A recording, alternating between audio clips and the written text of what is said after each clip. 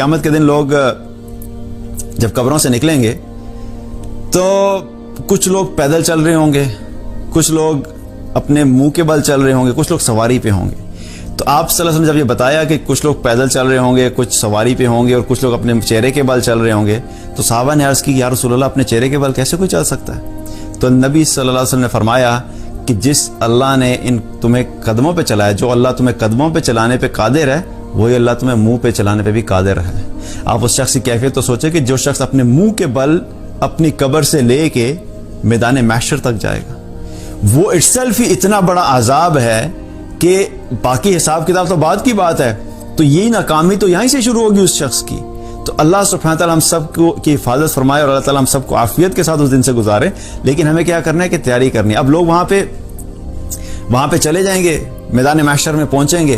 اللہ تعالیٰ جب قیامت قائم کرے گا تو اس کا منظر بھی اللہ نے قرآن میں بیان فرمایا ہے.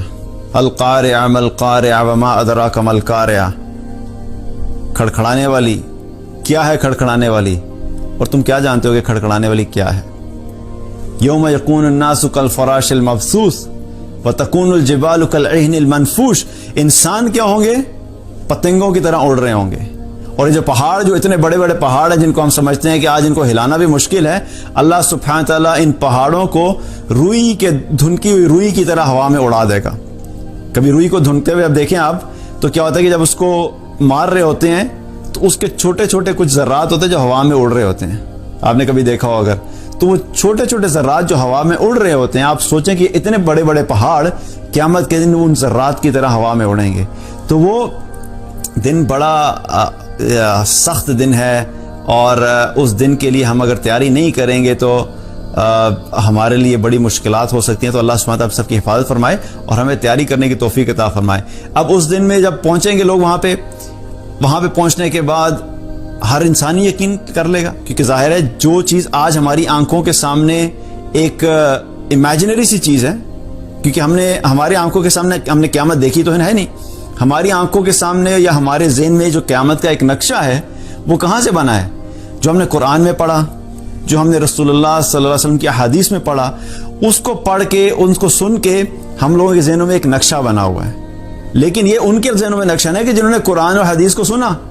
جس نے نہ سنا ہوگا نہ پڑھا ہوگا اس کے ذہن میں تو ہے ہی نہیں ہے کہ وہ ایک دن آئے گا بھی. تو ایسے لوگ جو تیاری کر کے جائیں گے ان کے لیے ایٹ لیسٹ یہ تو ہوگا نا کہ انہیں پتا ہوگا اچھا یہ سب چیزیں ہم نے پڑھی تھی اور ہمیں کیا کیا سٹیجز تھی اور کن کے لیے کیا کیا تیاری کرنی چاہیے تھی. لیکن جس نے تیاری ہی نہیں کی ہوگی اس کو اچانک پیپر میں آپ بٹھا دیں تو اس کے پاس ہونے کے چانسز کیا ہوتے ہیں؟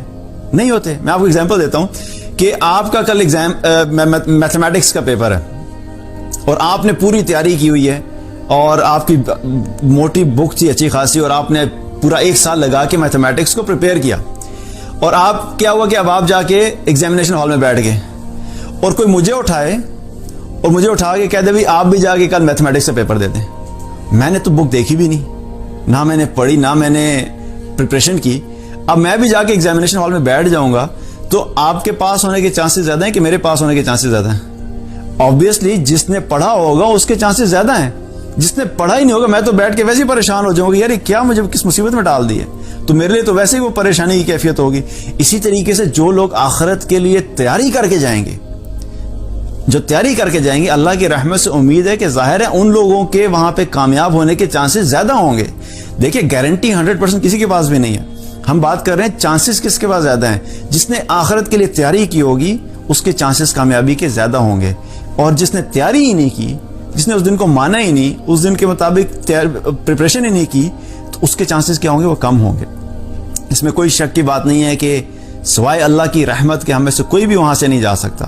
لیکن انشاءاللہ اللہ کی رحمت بھی تو انہی لوگوں کے لیے ہوگی نا کہ جن لوگوں نے اللہ کو اپنا رب مان کے دنیا میں زندگی گزاری.